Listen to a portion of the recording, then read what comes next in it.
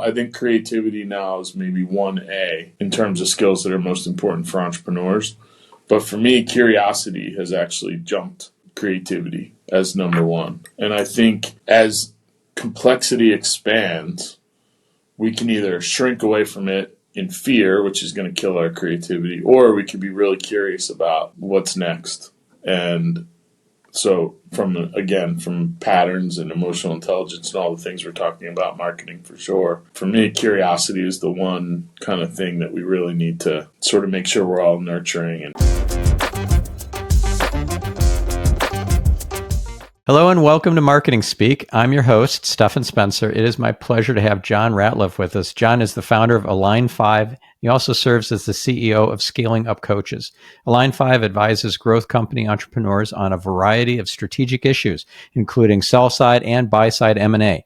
Scaling Up Coaches is a dynamic global community of coaches serving mid-market growth companies. John is passionate about strategy, company culture, and employee engagement. He's a member of the YPO Philadelphia chapter since 2007 and the EO Philadelphia chapter since 2004. John, it's so great to have you on the show. It's great to be here. Thanks for having me. So we met through a couple of masterminds that we're both in, Genius Network and Maverick.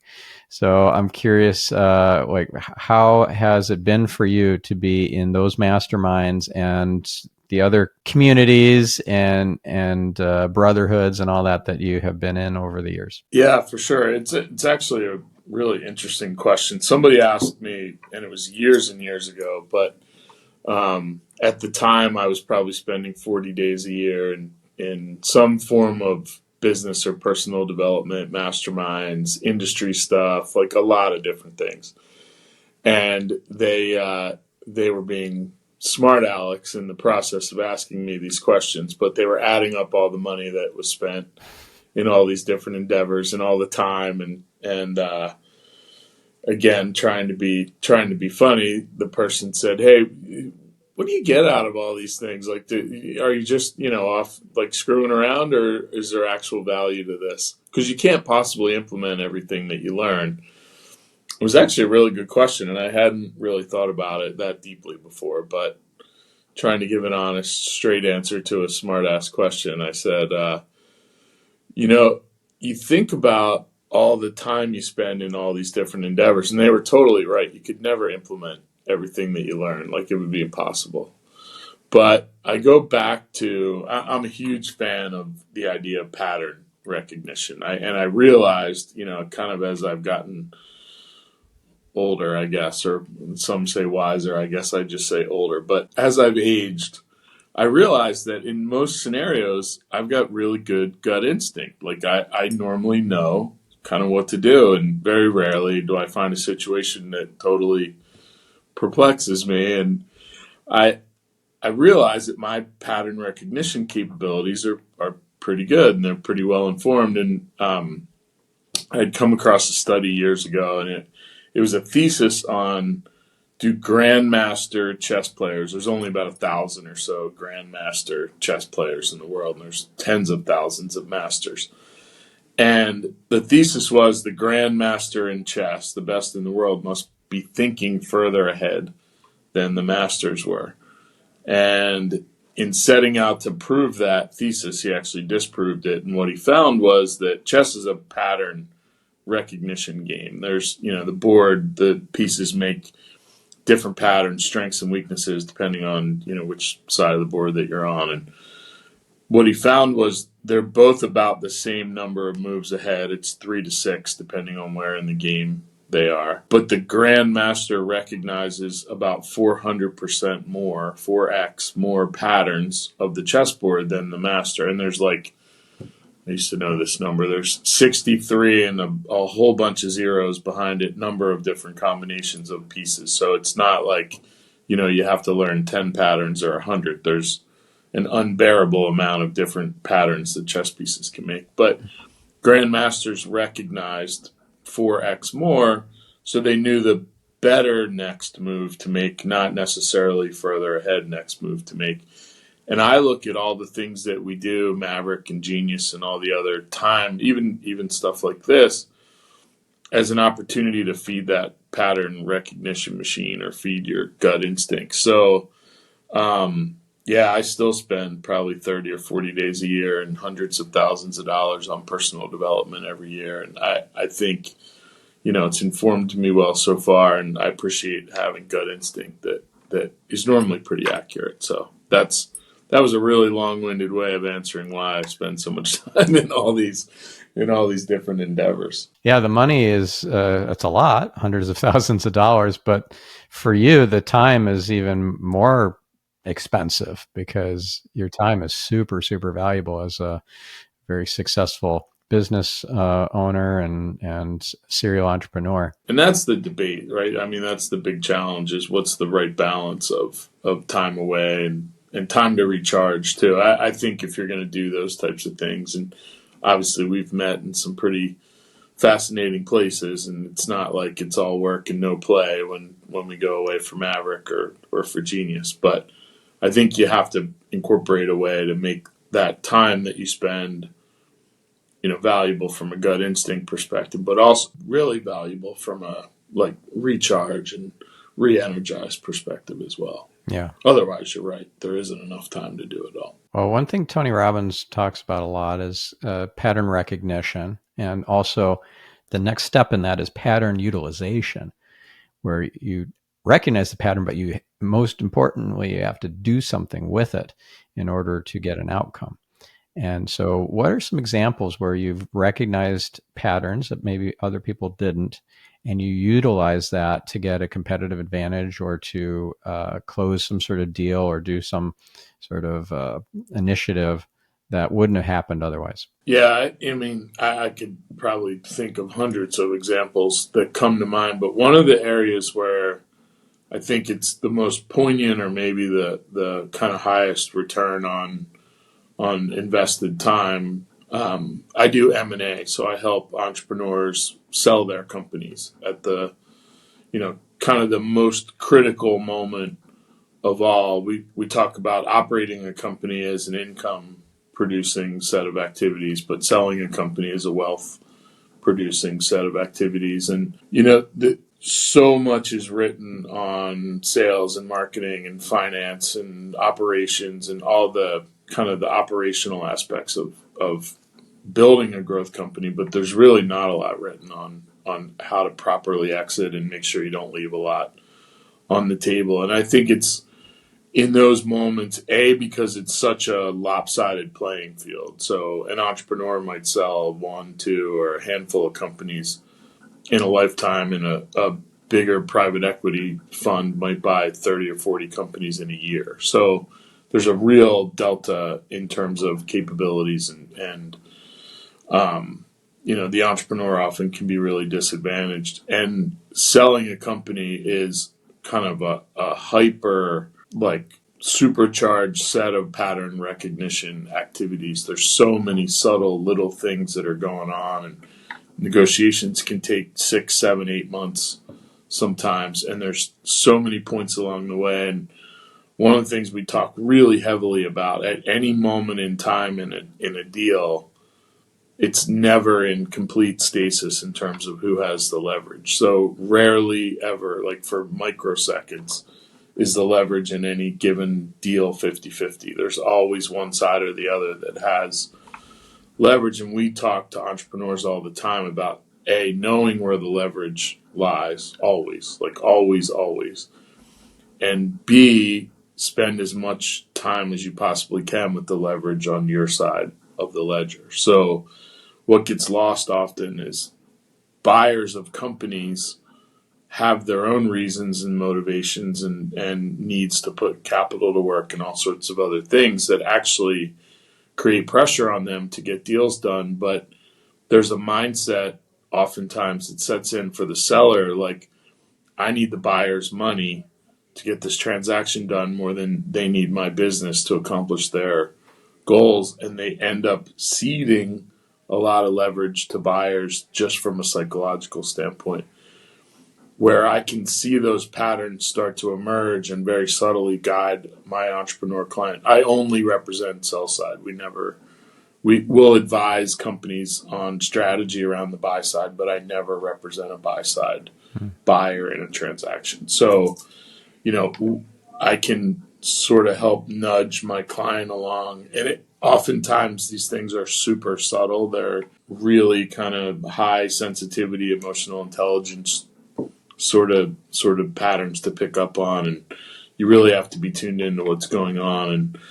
And when you're the seller entrepreneur, you're so focused on what are you going to say next, and kind of driving the transaction forward that you miss all the subtle clues along the way. And the role that I get to play is I get to watch for all those little, and it could be a facial expression, it could be literally a shift in somebody's seat at a certain moment in a conversation that sort of basically is a poker tell kind of pattern recognition moment where I know, hey, when you talked about this, you didn't notice, but that person in the normally there's more than one buyer. There's more than one person at the table with the buyer brings a group. Right.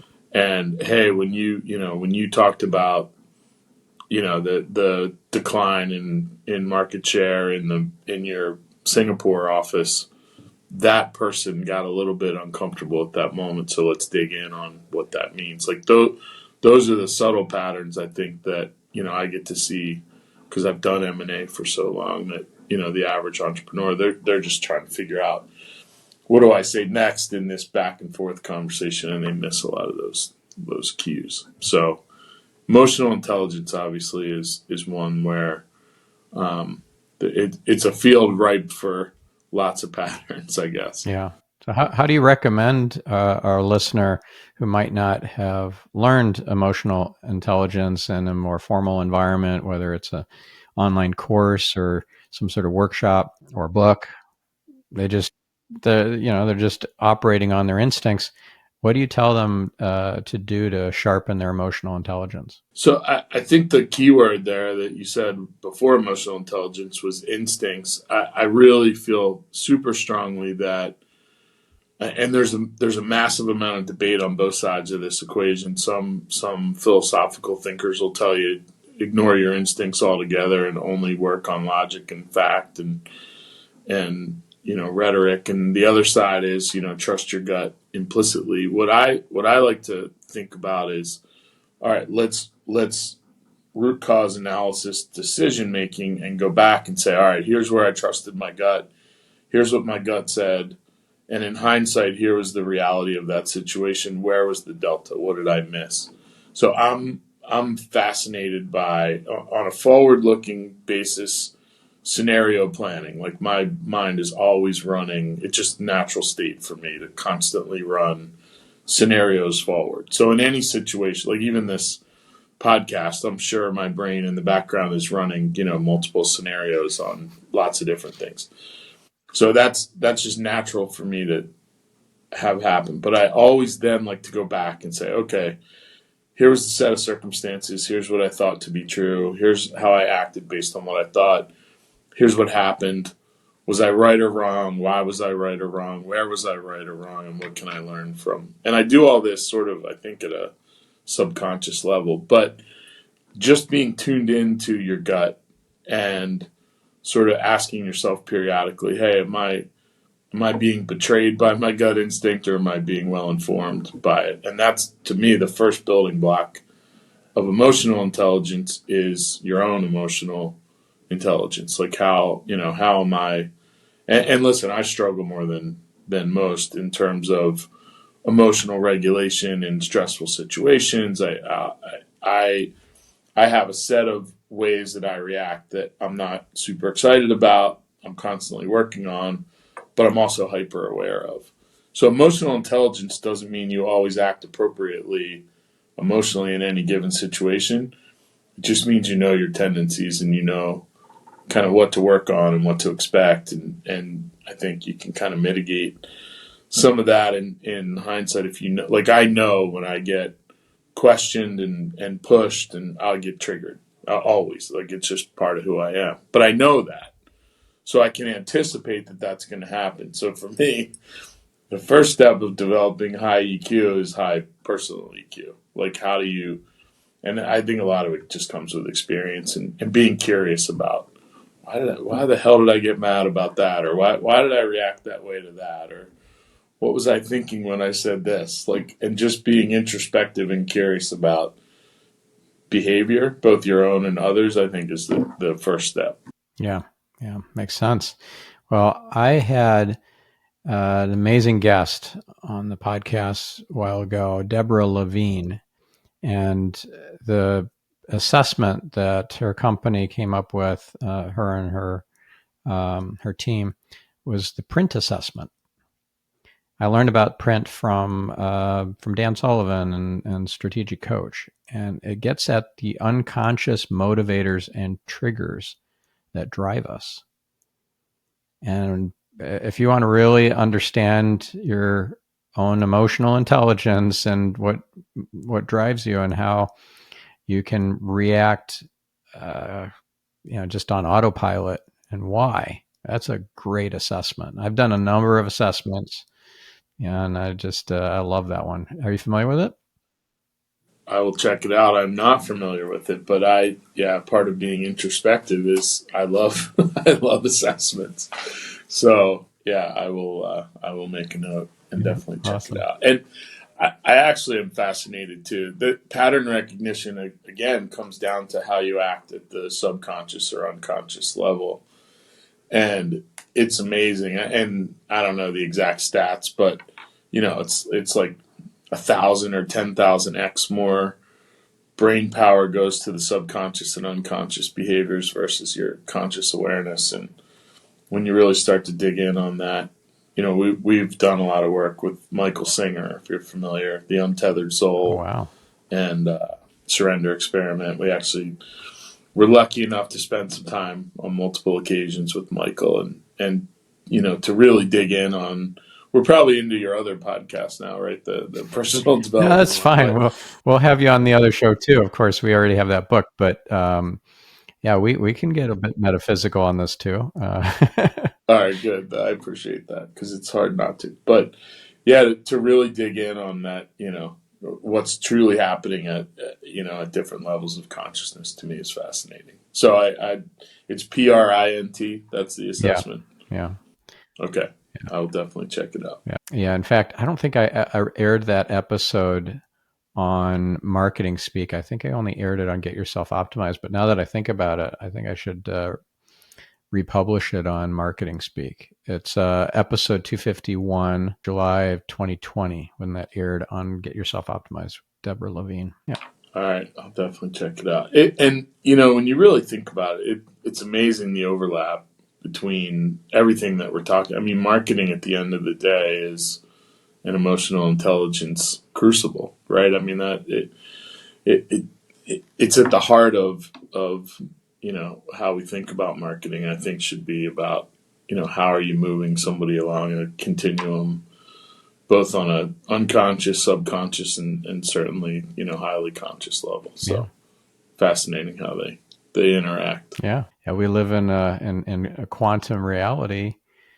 Might as well apply that in your marketing and sales and M&A and all your business dealings, because it's all a spiritual game we're playing. Yeah, no, it's fascinating, and which kind of circles all the way back around to where would you start somebody on the emotional intelligence journey. And for me, I think pre-COVID, I think there were a handful of skill sets that were really important for entrepreneurs to possess.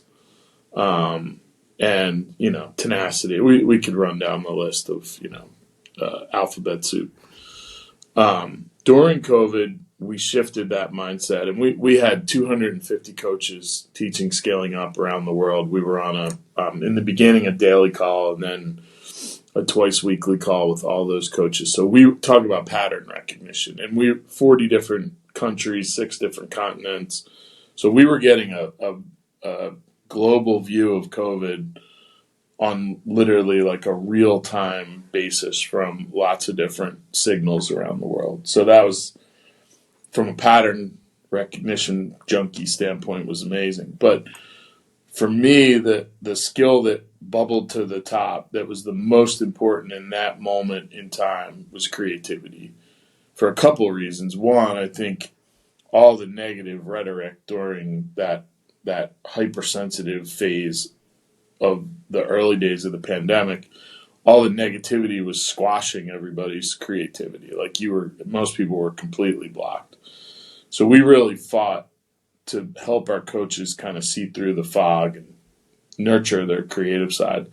And as we've emerged from that, I think creativity now is maybe 1A in terms of skills that are most important for entrepreneurs. But for me, curiosity has actually jumped creativity as number one. And I think as complexity expands, we can either shrink away from it in fear, which is going to kill our creativity, or we could be really curious about, what's next. And so from patterns and emotional intelligence and all the things we're talking about, marketing for sure, for me, curiosity is the one kind of thing that we really need to sort of make sure we're all nurturing. And I've said normally in a rant in the last couple of weeks, it's really hard to work with us as a client, as an employee, as a customer in any of our businesses if you're not curious. Like if you're not constantly asking, well, why did that happen, or why is that happening over there, or what's going on here, or what does this mean, then you really kind of our ecosystem kind of rejects people that are single-minded and they already know everything and they're not curious. So yeah, well, as you said, fear kills curiosity.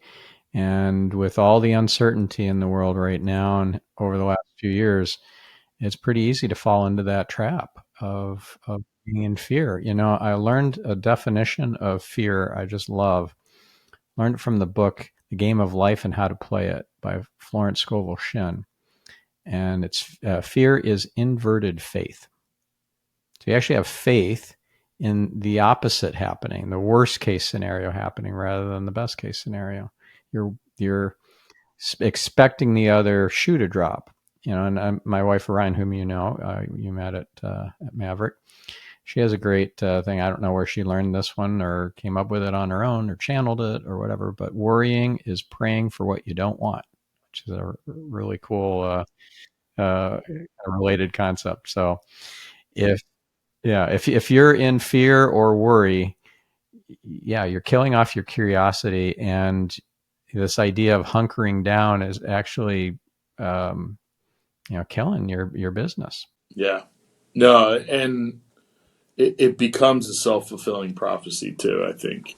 And I get stuck in that trap all the time where, you focus on the 10 or 20%, not the 80% that's abundant, and you get in a scarcity mindset and it becomes a downward spiral that's hard to pull out of that dive sometimes. So, yeah, interesting.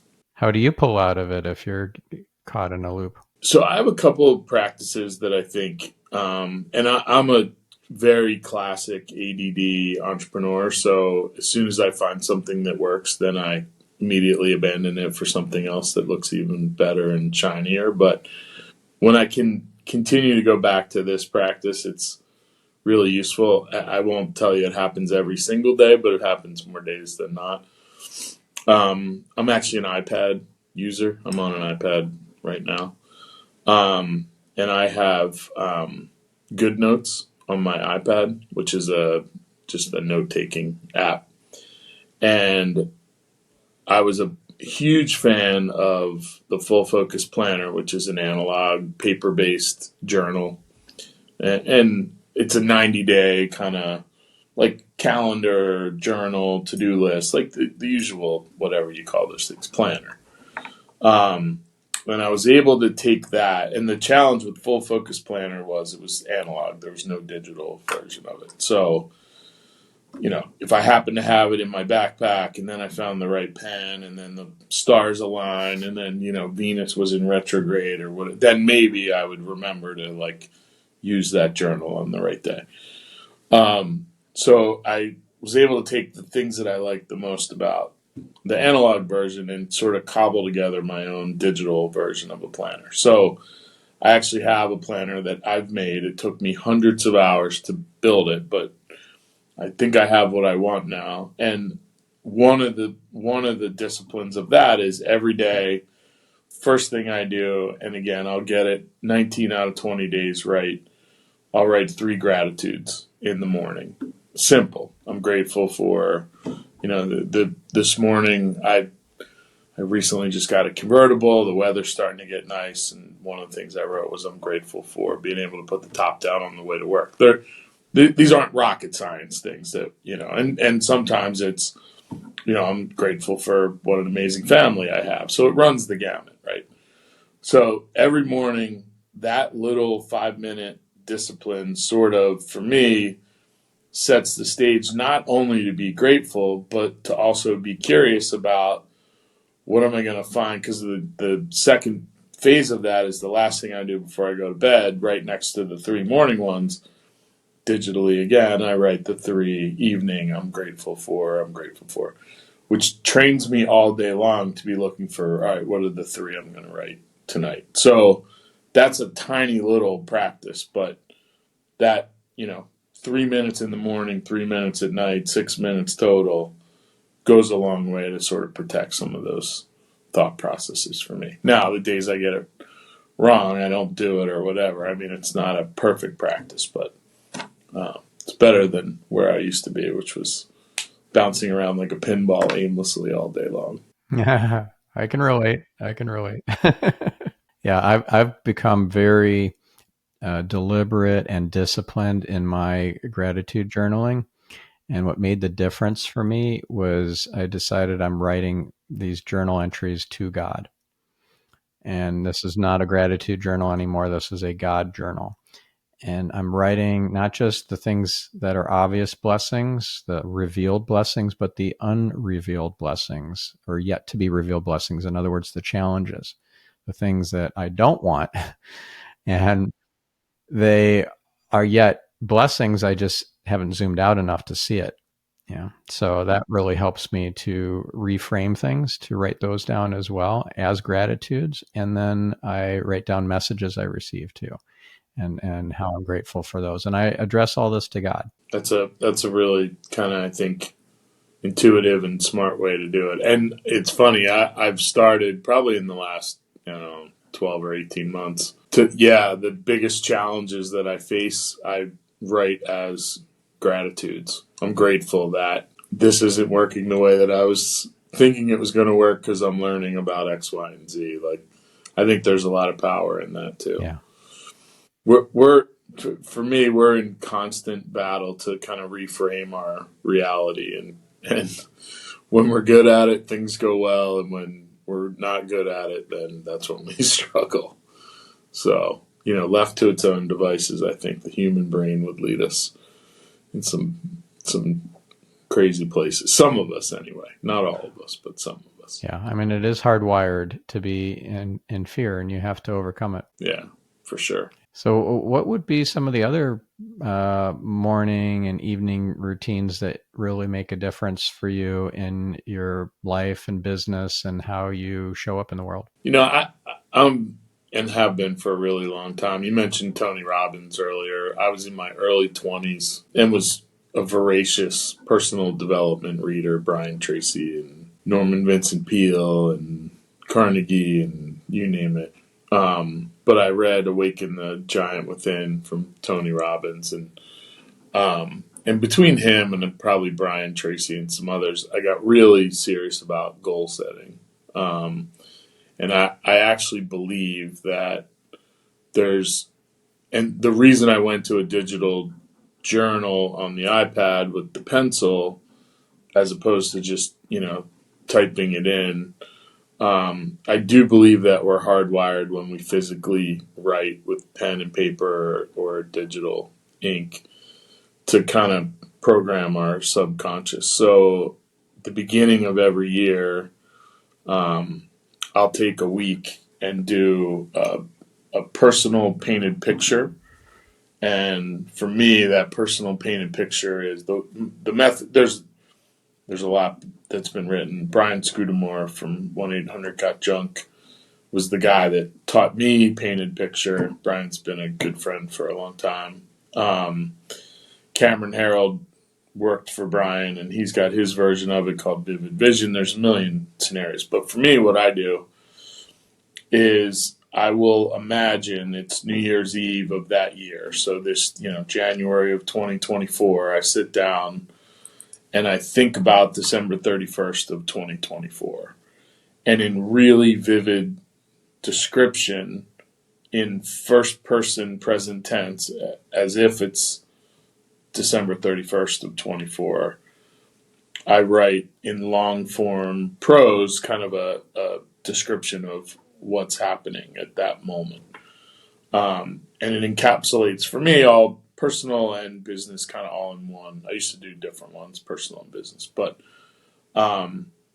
you're really putting yourself in that future state and imagining that it's already happened. Now, the litmus test for me, and again, everyone does this differently. Some people do 3 years ahead. I do what works for me. And I can't think 3 years ahead. I'm not that smart. So I do 1 year ahead. But the litmus test is if more than 50% of what you wrote came true, you weren't really doing this at the expansive level that maybe you should have been. So you're not trying to write what you think is going to happen. You're trying to write if you had an absolutely perfect year, which we all know is impossible, and everything went better than you could have ever expected, what would it look like? Mm-hmm. So 50% is the kind of the Mendoza line for if more than 50% happened, you probably didn't think big enough. And if less than 50% happened, your thinking was probably expansive enough. I often then find that in years 2 and 3, the other 50% tends to somehow magically happen when you didn't think there was any chance that it could. So, and I've been doing this practice for, 15, 20 years, maybe longer. And it's really served me well. I've taught lots and lots of entrepreneurs. It's really hard to do. It sounds easy, right? You'd sit down and write about the end of the year. But if you do it the right way, it's really a difficult exercise. Like we do a big New Year's Eve thing with my family. And then January 1st or 2nd, I shoo them away so that I have a week by myself. Because this is a super introspective. If you do it the way I do it, it's a super introspective exercise, and it really. Why don't you walk us through it? So I will wake up kind of on the morning of the first solo day. Let's call it January 2nd. Typically, if you want all the nitty gritty, I will try and get up, or I will get up at a little bit. I'll do it at our Florida house. It's in Florida Keys. So I'll wake up early. Normally on that first day, we have a boat. I'll take our boat out into the ocean before sunrise. I'll watch the sunrise on the boat in the ocean, and I'll just kind of do a sort of mind clearing meditation. And to your point, you get messages, you write them down. Whatever comes through in a journal with a pen and paper, I'll just kind of freeform the ideas. Then, and again, this is a 5-day exercise. We're only, an hour into day 1, but it's an important part of the whole thing. So I'll spend that first morning just kind of quiet, letting stuff sort of come through, writing. My goal is by the end of the first day, and I've been taking notes leading up to this. It isn't like I just start this on January 2nd, but by the end of that first day, I kind of have all the bullet points and start to think through, all right, what does perfect look like? Where do I want to be? Who do I want to be spending time with? Who do I want to be helping? Where do I want to be economically? It really covers a massively wide range. I don't write anything the first day other than bullet points and notes and kind of capture. Morning of day 2, typically, depending on the weather, I'll go back out on the boat. I'll repeat the sunrise exercise. I'll kind of let the last little bit of stuff come through, and then around lunchtime on that second day, I'll start to write. And I write I actually use a tool which is amazing that I'm shocked hasn't become more popular, but the company's called FreeWrite. And it actually looks like, I'd love to know if any of your listeners are FreeWrite fans, but it looks like an old Smith Corona typewriter, like the ones we all learned on in like middle school. And it's a word processor, but it's not connected. The only connection to the internet is to back up what you write. So you can't surf the web, you can't do anything except write. And they make it really hard to edit. So you can't even like backspace, and you can, but it's really hard to edit. You got to really try hard. So the thesis is you just write on the free write, and then it uploads to Dropbox or wherever, and then you can edit in Microsoft Word or somewhere else. But so I will start free form writing on the free write, and there's typos and mistakes and all sorts of stuff, but I'll just sort of get it out, and then I start to refine, and hopefully by day 5, and mine end up being about 10 to 15 pages long. I'll edit them down, but they're first person, present tense, future, date, in really, really descriptive, like overly descriptive, free form, long form prose. And there's a million other ways to do it. That's how I do it. So what is the end product? Is it typed up 5-page vision document? Is it just stream of consciousness writing for 20 pages? Yeah, it almost reads like a short story. Like it ends up reading like a kind of, well, it's nonfiction, hopefully, short story. Mine will typically start, it's as I sit by the fire on New Year's Eve 2024, I can't believe what an incredible year it's been. It started with, and then I'll kind of go from there. Now mine, I tend to break them down by like functional area. So I'll have, when I was running the call center company, which was about 650 people and 24 locations, and I would break down finance and marketing and sales and operations and telecom and the tech stack and our website and our marketing plans and all that. Now I'm a little bit more kind of integrated in what I do, but I'll break down the coaching organization and Align 5 and the clients that we helped, and again marketing and sales, and kind of it'll be sort of section by section, but it's written in kind of short story Gotcha. format. And do you review this on a daily or monthly basis or what? I pretty much produce it in January and then oftentimes never see it again. It's more the process, I think, of getting it out in the world. Now, every once in a while, I'll come across it. Now, the funny story, though, is my COO at the call center company now runs the Scaling Up Coaches organization. And the story he tells, it was, I don't know, 2008 or 9 or something. And it's July. I used to share the company one, I would share with the executive team. And it was like July of whatever year it was, 8 or 9. And we were in our weekly meeting where we did planning, and I said, "Hey, I'm really frustrated we're not doing X, Y, and Z and whatever." He pulls out of his backpack this ratty looking 15-page stapled together, notes in the margin, dog-eared piece of like collection of paper. He's like, "Well, that's not what it says in the painted picture." And I looked at it, I'm like, "Painted picture? Where the hell did you get that? Like, that was January, it's July. Like, I don't even remember writing it." And there were 13 people in this executive meeting. And I said, "Does anyone else have theirs?" And like 8 copies come out of backpacks. And so my team would take it. I would like finish it and be done and never want to think about it again. But my team would take it and then use it kind of as a guideline for the year. So there is some power to it. from that perspective. For me, I was happy to never see it again because it really is hard to do. Like it sounds easy, but if you're going to do it right and really, really go deep, it's hard to do. And once you're done, you're kind of done. Like, okay, did that. Yeah, it sounds like 5 fun days of watching the sunrise on the boat and scribbling some notes. It's actually it's a difficult exercise to do.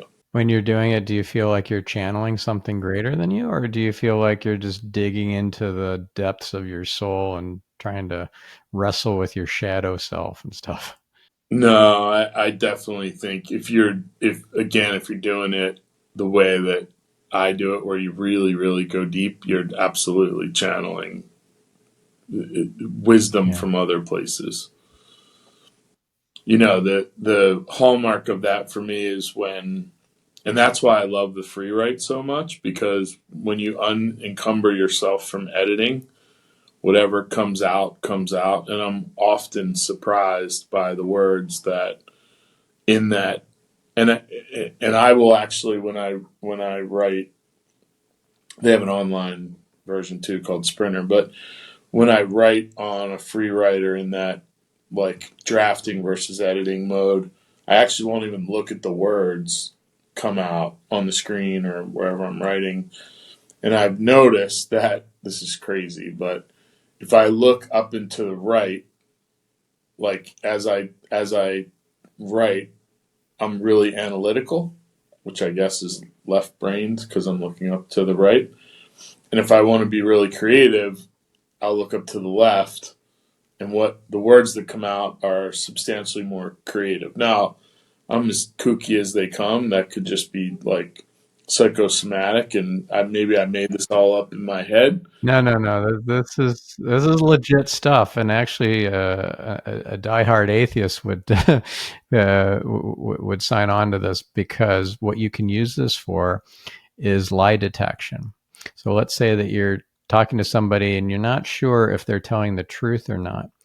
You could get them to talk about various aspects of the situation that you're trying to probe into. And you'll see them. It may not be up and to the right. It might be up and to the left. It might be straight to the left. It might be, whatever. But they'll favor a certain direction with their eyes. So you notice that. But then when they're making something up, in other words, lying, then their eyes will go in a different direction because they're accessing the creative centers. So this is a powerful way to detect, lies in someone you're talking to. Yeah, and for me, it's up into like when I'm being creative and lying, it's up and to the left for sure. I like to think I don't tell that many lies, but we all tell the white lie, occasional white lie here and there. We had a client that I took to market in the M&A world, and they were unbelievable operators. They were in the HVAC space, unbelievable, like left nothing to chance. And one of the things they trained their technicians to do is when they would park the truck with all the branding and everything at the homeowner's house, their goal was to try and get the truck parked in a way that when the tech knocked on the door, by the way, they didn't ring the doorbell because friends knock and strangers ring the doorbell.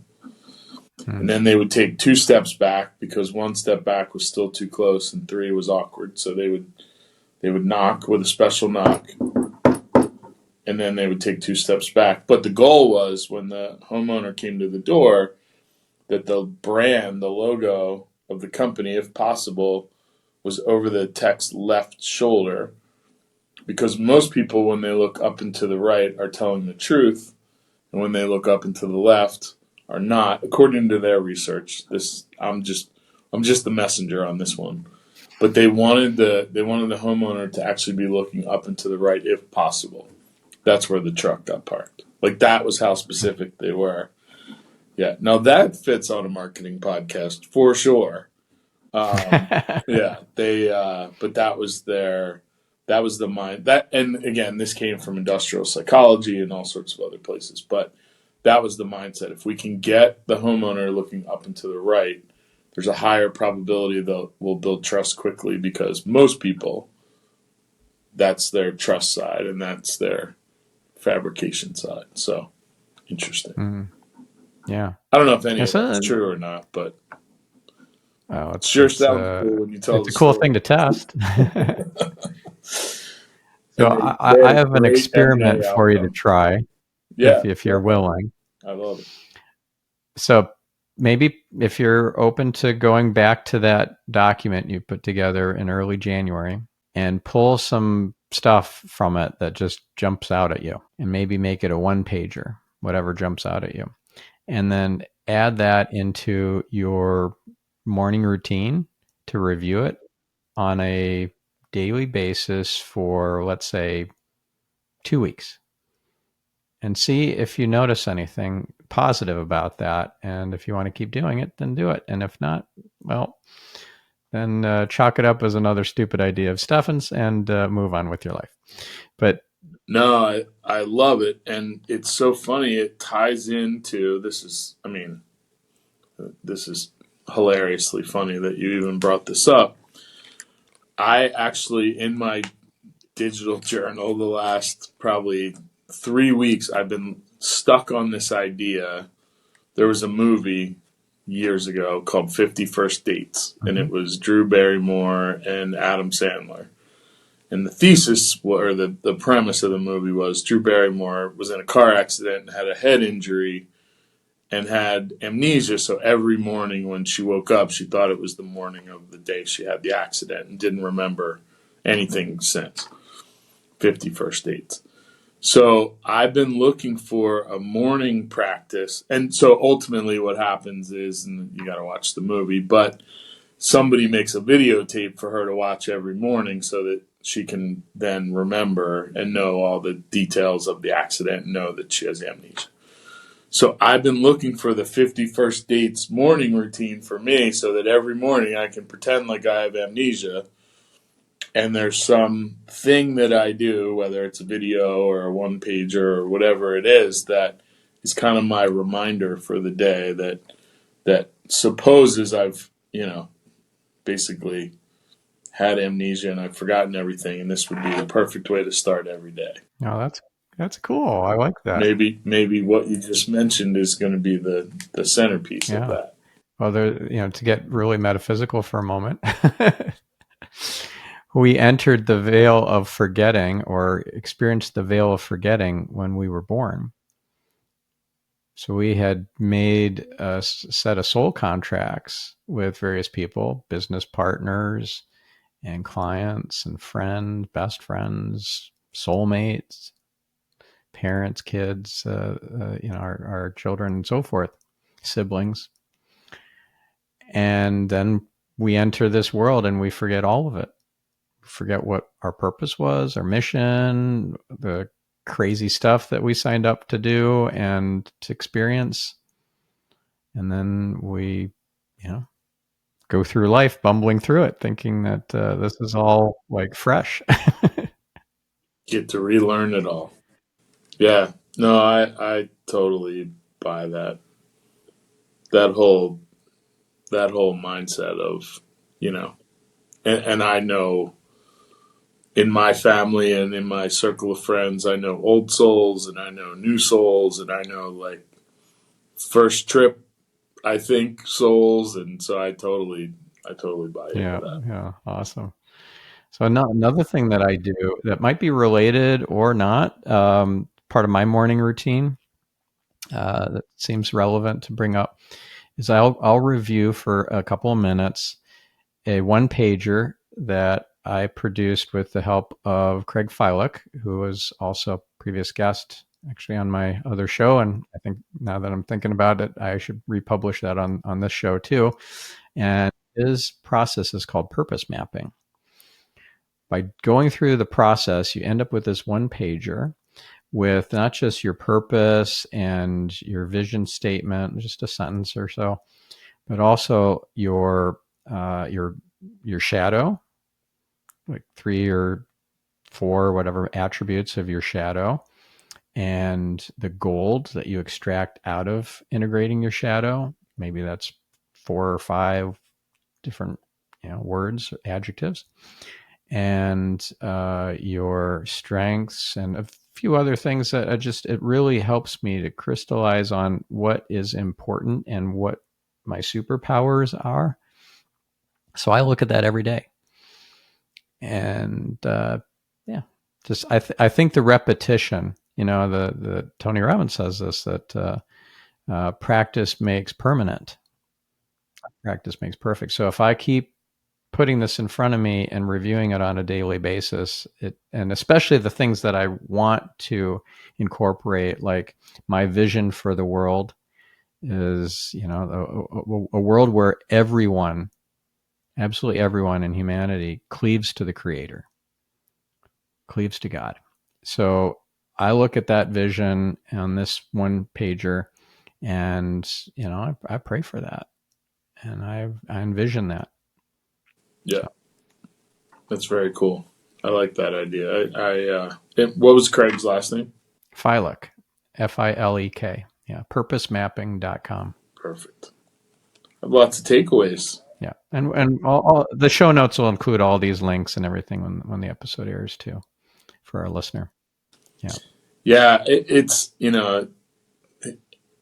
every day is kind of a new opportunity to fight the good fight, I guess, or use a healthier metaphor than fight the good fight. But and it's refreshing to build some routines in that just remind you of, even though it's raining, for whatever reason, that there's good on the other side of it for sure. So it's a never-ending circle. yeah. I know we're getting close to the closing out this episode here, so I wanted to ask you just for other favorite books and tools and podcasts and other kinds of resources that you want to share with our listener. Yeah. So in no particular order, I think the books that I look back and think about what impacted me the most. And when I was a new entrepreneur, I read The E-Myth Revisited by Michael Gerber, which when you read it today, you're like, this book's so simple. Like, these ideas are not, revolutionary, but I think the idea, the one distilled idea out of that book is thinking about your business, your professional life, your whatever your entrepreneurial endeavors are, as something completely separate from yourself, and not wrapping your identity up in your business, which I think ties into a lot of what we talked about today as well. Is when someone says, in a lot of countries, we don't ask, what do you do? We ask, what do you love? And who are you at your core? But in the Western world, specifically North America, we often start with, what do you do for a living? What do you do? And we get wrapped up in this idea that we are what we've created. And I think the E-Myth is a lot about thinking about things separately from yourself. So that for sure. And then I'm a personal development fan. I think, once you get past the hokey aspect of some of it, there's so much, I think, value in it. And I'm always amazed. You were probably there at Genius Network when Brooke Castillo was on stage with Joe Polish. Mm-hmm. And Brooke made the comment, and I think this applies way more than just on the marketing front, but Brooke's built a huge personal development brand, and been incredibly successful. And she said, I can't tell you how many times people tell me, oh yeah, that's hokey, that won't work, or oh yeah, that idea is not a good idea, and you can try that, but that's not going to work. And they're literally running companies 1/20th of the size of hers, but they're telling her what couldn't possibly work when it's already worked for her. And I think it's kind of the same thing in personal development. You run across lots of people along the way that say, that stuff's hokey, or that stuff doesn't work. And most of the people that are saying those things are the people that could benefit the most by suspending their disbelief for a minute and actually focusing on some personal development. So I'm a big believer in that. So I guess my message isn't necessarily a book or a podcast. It's do the work and don't listen to the naysayers, because the naysayers are naysayers because they're not doing the work. So, and or they were just put there by God to give you a hard time so that you'll, earn the transformation. yeah, for sure. So, but I'm a big, and I always have been a big, do as much work as you possibly can on yourself. If Bill Gates can carve out 2 weeks a year to do a think week where he does nothing but, read and kind of try and train his, and we can all say what we want to say about Bill. This is certainly not an endorsement of Bill Gates, but a guy that we could all probably agree is fairly busy, takes 2 full weeks a year and just reads and ponders and thinks, and called Think Weeks. I think if he can do it, we probably all can carve out that time. I think that's incredibly well spent time. And again, the naysayers will tell you it's a waste of time. So it's kind of my final thought, I guess, on that. All right. Awesome. And so if our listener wants to learn more from you and maybe work with you, if they're an entrepreneur who's looking to exit, hire your team and you as the agent to help them maximize their exit, what's the website or? Yeah, the best place to find us is Align5. So it's just the word Align, ALIGN, and the number 5.com. They can book a call. Kristen Kopp is my chief of staff, and she kind of handles that end of the world. So yeah, they could definitely book a call with Kristen. She can kind of walk through, what we do, who we serve. Our end goal every day is, again, the world is very stacked against most middle market growth company entrepreneurs. They're not big enough to be the Fortune 2,500 and all the influence that comes with that. They're not sexy enough to be Main Street USA startup. They're just sort of grinding it out in the middle, and they get disadvantaged, I'll just say that. And, we wake up every day trying to be a hero to that middle market entrepreneur. So if you're in any part of that ecosystem and you need help on something, I think we're pretty good at that. That's it's kind of our mission in the world. So, well, thank you, John. And thanks for sharing your wisdom and insights with us. Also, thank you, listener, for being open-minded and open-hearted to listen to this conversation and to consider working on yourself as much as you work on your business. We'll catch you on the next episode. I'm your host, Stephan Spencer, signing off.